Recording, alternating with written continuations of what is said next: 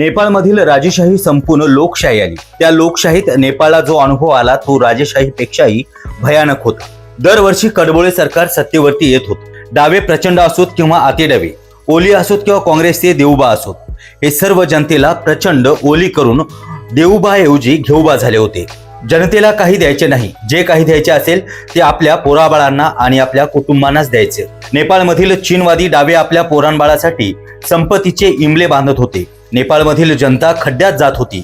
पुढाऱ्यांचे दिवटे मात्र मोठी मोठी फी भरून परदेशात मोठमोठ्या विद्यापीठात शिकत होते। ज्या देशाने राजेशाही संपवली त्या देशातील लोकशाही रडत होती। या लहानशा देशाने म्हणजेच नेपाळने जे काही सत्ताधारी निवडले ते फक्त आपला आणि आपल्या कुटुंबाचा प्रतिपाळ करत होते। अखेर त्या देशातील दबून राहिलेला प्रचंड असंतोष तरुणाईद्वारे प्रकट झाला। एका 35 वर्षाच्या काठमांडूच्या माजी महापौरांच्या नेतृत्वात तत्कालीन पंतप्रधान ओली यांची अशी काही ओली केली गेली की त्यापेक्षा या 35 वर्षाच्या बालेंद्र शाह यांनी चौपट मतं घेऊन ओली यांना पार पाताळात पाठवलं। काही महिन्यापूर्वी नेपाळमध्ये तरुणांचं आंदोलन होतं। सत्ताधाऱ्याने पदे सोडून पळावे लागते की काय, त्यानंतर नवीन निवडणुकीची घोषणा होती की काय आणि 3-4 महिन्याच्या नव्या पक्षाला प्रचंड विजय मिळतो की काय, हे सर्व नेपाळच्या तरुणाईनं आणि त्यांच्या मतदारात आलेल्या हितचिंतकांनी आणि कुटुंबियांनी करून दाखवलं आहे। ओली यांचा झालेला पराभव त्यासाठी लाजिरवाणा आहे। या चिनधार्जिण्या ओलीने भारताशी कधीच मैत्री संबंध ठेवले नाहीत। त्यांच्या कम्युनिस्ट पार्टी ऑफ नेपाळला 2 आकडी सदस्यही निवडून आणता आले नाहीत। दुसऱ्याही कम्युनिस्ट पक्षांची तीच स्थिती आहे।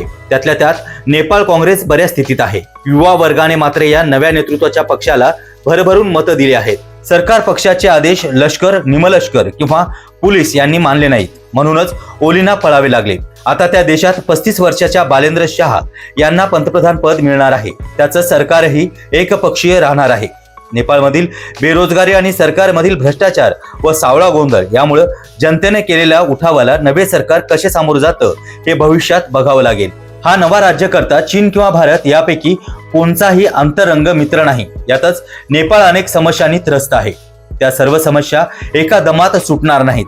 किमान त्या दृष्टीने काही प्रयत्न होतो आहे हे दिसलं तरीही तरुणांना हायसं वाटेल। भारत आणि नेपाळ यांचे व्यापारी संबंध फार जुने आहेत। भारतातून आयात करणं सोयीचं आहे आणि सोपं आहे, म्हणूनच नेपाळच्या एकूण आयातीमध्ये भारताचा हिस्सा 60%हून जास्त आहे। भारत आणि नेपाळ शेजारी असल्यामुळे सीमावाद आहे, पण या किरकोळ सीमावादाचा बाऊ करून नवे राज्यकर्ते भारताशी शत्रुत्व ठेवणार नाहीत असं वाटतं। भारत आणि नेपाळ यांच्यात पासपोर्ट शिवाय ये जा करता येतं। तेथील पशुपतीनाथ मंदिर भारतातही भक्तिभावाने आणि आस्थेने पूजलं जातं। प्रभू श्रीरामाची सासुरवाडी नेपाळमध्ये आहे, त्यामुळे भारतानेही उदार मनाने नेपाळला मदत केली पाहिजे। भारत आणि नेपाळ न भांडणारे सख्खे भाऊ आहेत हे सर्वांना दाखवून दिलं पाहिजे। नेपाळच्या तरुण पंतप्रधानांना मार्गदर्शनही केले पाहिजे, कारण त्यांचे शिक्षण भारतातच झाले आहे। त्यामुळे दोन्ही देशातील मैत्री घट्ट होईल अशी पावले उचलली गेली पाहिजेत आणि नेपाळला आपला पक्का मित्र केला पाहिजे। नेपाळमधील नव्या सरकारचे स्वागत आणि अभिनंदन।